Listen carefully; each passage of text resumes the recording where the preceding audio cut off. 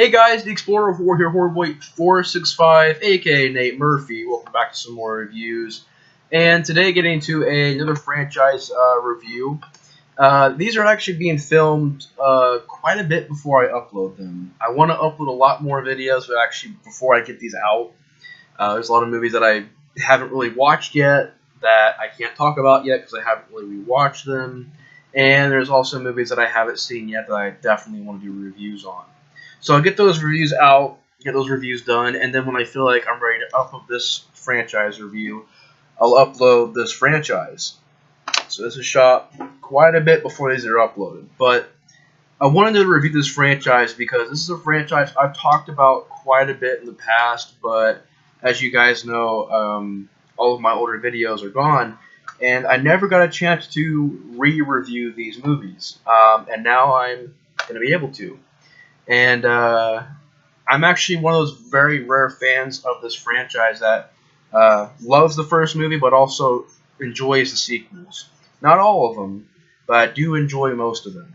And I'll get to my thoughts on those movies when I get to them. I know that most of you guys are going crazy and saying, Nate, you're insane for liking the sequels, but I do find enjoyment out of them. Somehow, some way I do. And I'll get to my opinions on those movies when I get to those reviews. But today, we are beginning the reviews on the Crow franchise. This is a franchise that I've always really enjoyed. I've always been a really big fan of. I love the concept of somebody who's normal who got murdered and usually involves a fiance or something like that. A fiance and her boyfriend get murdered usually, and it's someone being brought back to life. And I just like that storyline. I like the idea of the paint on the face, and I've always been a really big fan of that idea. And today we're talking about the very first movie, the classic movie of the series. We are talking about The Crow. Came out in 1994, gets a 7.6 on IMDb. Directed by Alex Proyas. So this is, I think, an earlier movie that he's made, but he went on to go be a really big name in Hollywood. He's also director of Dark City, I, Robot, Gods of Egypt. So he's still making pretty big movies to these days. Now, granted, I haven't really heard the best about Gods of Egypt, but it was pretty hyped when it was coming out. He also directed Knowing, a movie that I think is meh. It's okay. It's not terrible, but it's not great. But he's going on to do a lot of stuff. I think he's a writer, too. I don't really think in the way of writing. But really, he would go on to make a couple of other really big movies. Probably my favorite ones are The Crow and I, Robot. Knowing was okay, but honestly, Crow and I, Robot are probably my favorite. Now, I haven't seen Garbage Day. I almost said that, but Garage Days, I haven't seen that, and I haven't seen Dark City. So I can't talk about those movies because I've never seen them. The Crow is a fantastic movie. And I think that what makes this movie so great is that, and also, real quick, I have a poster back there. Just wanted to thank my dad for getting me that. He actually found it way at the back of the store, and he got it for me. So thanks, Dad, for the poster. But I think what makes this movie great, and this is the DVD. I got to get the Blu-ray because this one I've had forever. I've had it for, I think, a decade. So it's about time for me to give this up. One of these days, I do want to pick up the Blu-ray. I think it has the same features, but it just looks better. And I'm very curious to see this movie on Blu-ray. Just see what it looks like. But it's one of those movies that honestly deserves a Blu-ray pickup. It really does. Because The Crow is one of my favorite movies of all time. I think the reason this movie is so good is that it does everything perfect. When it comes to the atmosphere, when it comes to the camera work and cinematography, when it comes to direction, when it comes to Brandon Lee playing Eric Draven. A classic character that is, without a doubt, one of the most underrated acting performances of all time. Brandon Lee absolutely knocks the ball out of the park in this movie. He is amazing as Eric Draven. And there's a pretty infamous thing that happened with this movie, a very infamous accident, where during the Fun Boy scene where Fun Boy shoots Eric Draven, there was a real bullet in the gun. And unfortunately, Brandon Lee was shot and killed on set. and they had to finish the rest of the movie out with a stunt double. And from what I know, were some pretty groundbreaking effects for back in 1994 to impose Brandon Lee's face on a stunt double. And it definitely adds a layer of kind of sorrow to the movie. You know, it's a very gloomy movie. There's lots of rain. The movie was, I think, going to be shot in black and white, but they chose color. But the director, Alex Proyas, still wanted that black and white kind of gothic feel. So he shot it to where all the color is kind of drained out of it.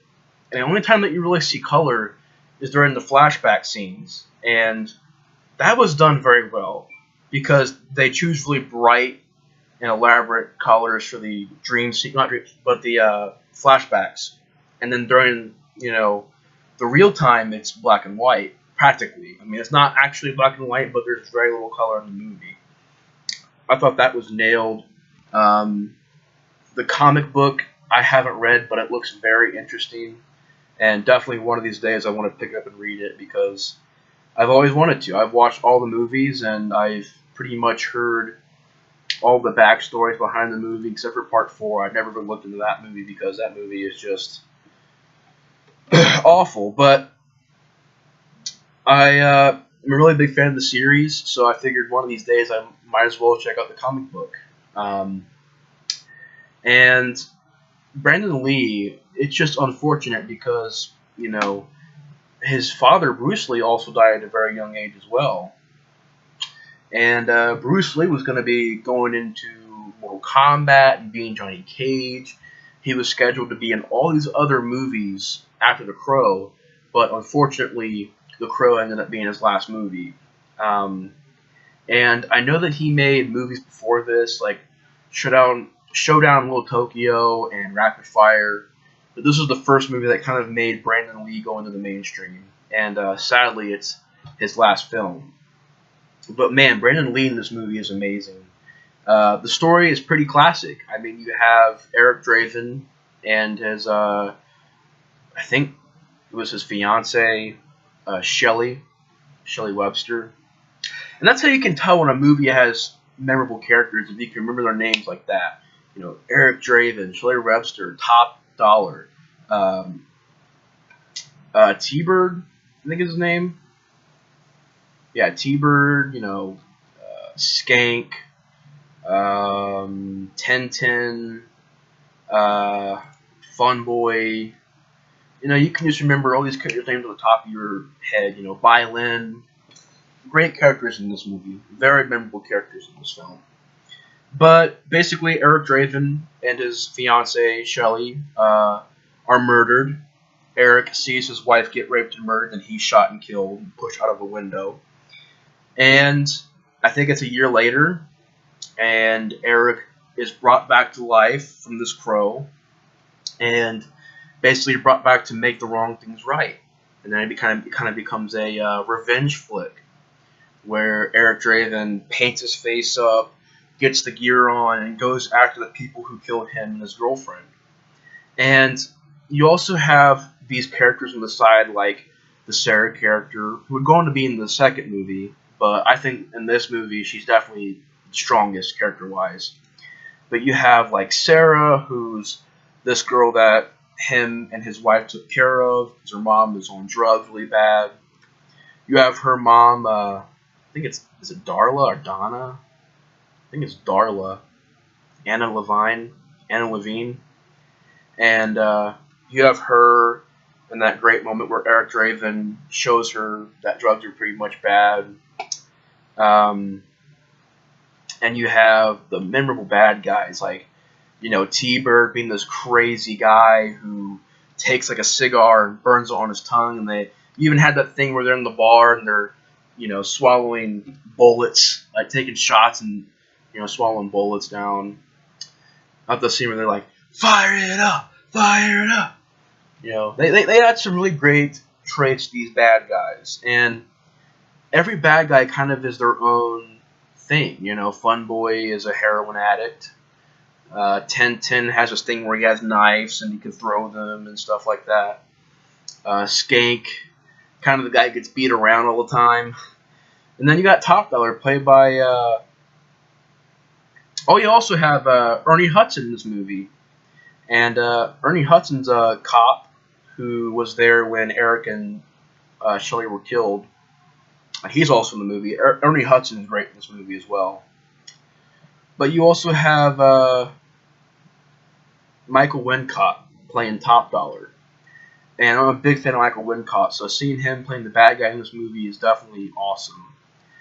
But yeah, I mean, Eric Draven has a lot of great scenes, you know, the scene where he comes out of the ground and he's resurrected, the great scene where he's putting the makeup on, and the song from The Cure, Burn, is playing in the background.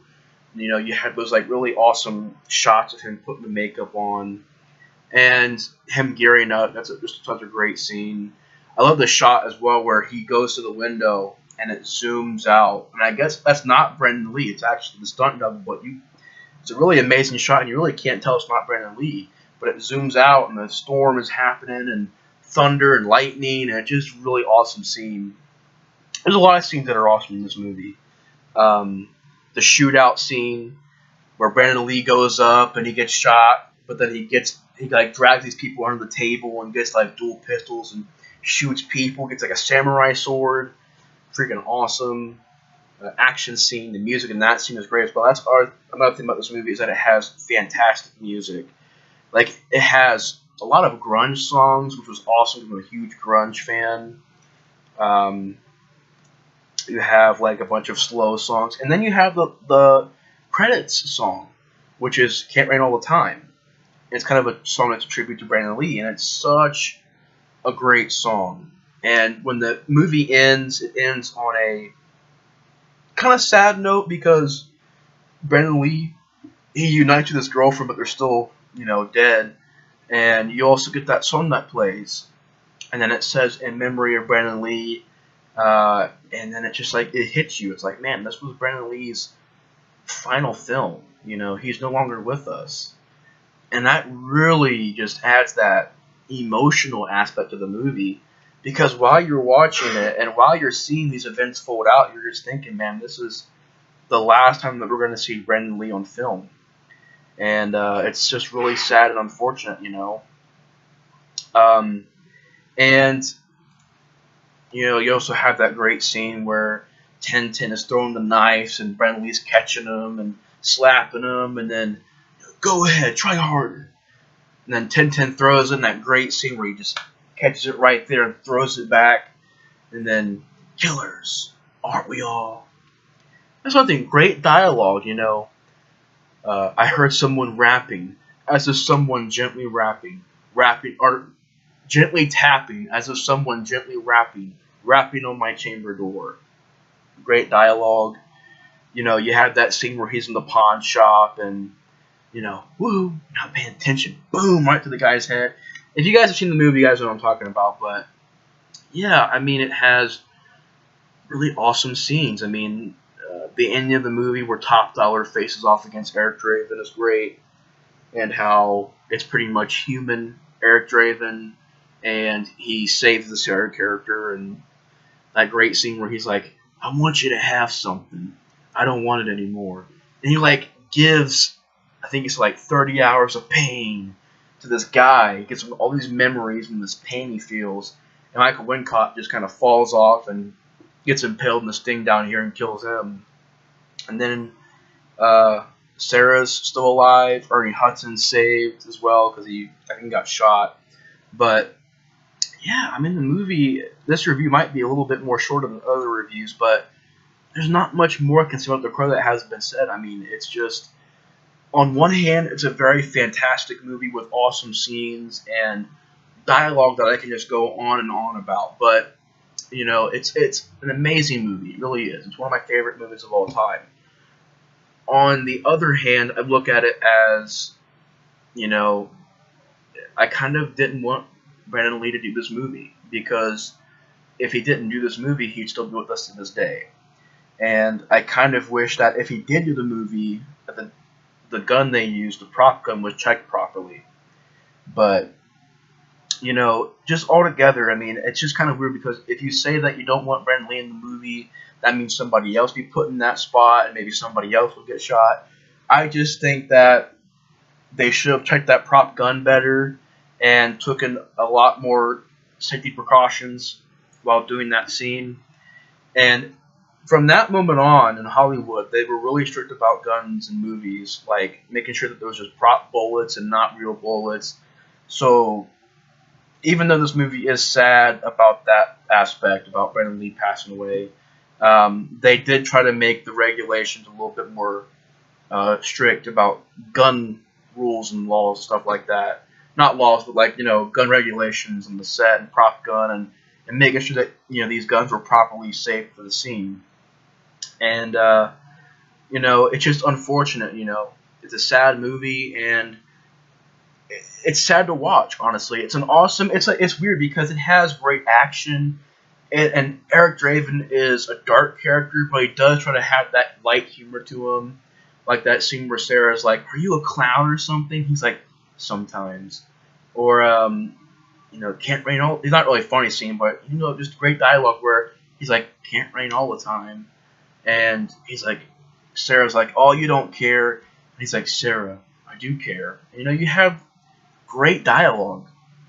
That's the thing I can go on about. Is the dialogue from Eric Draven. Just every line is awesome, and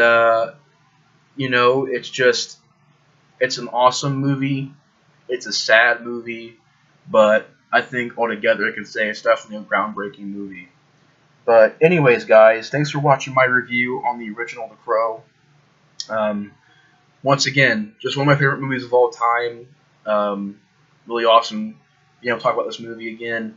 And the sequels I'll get to, but the one thing I don't like about the sequels, it's not really their faults, it's just the studio's faults, but they kind of tarnished, what the first movie did, and they also kind of just disrespected Brandon Lee. Not intentionally, because City of Angels was meant to be a whole different movie, and I'm pretty sure Salvation was trying to be its own thing as well.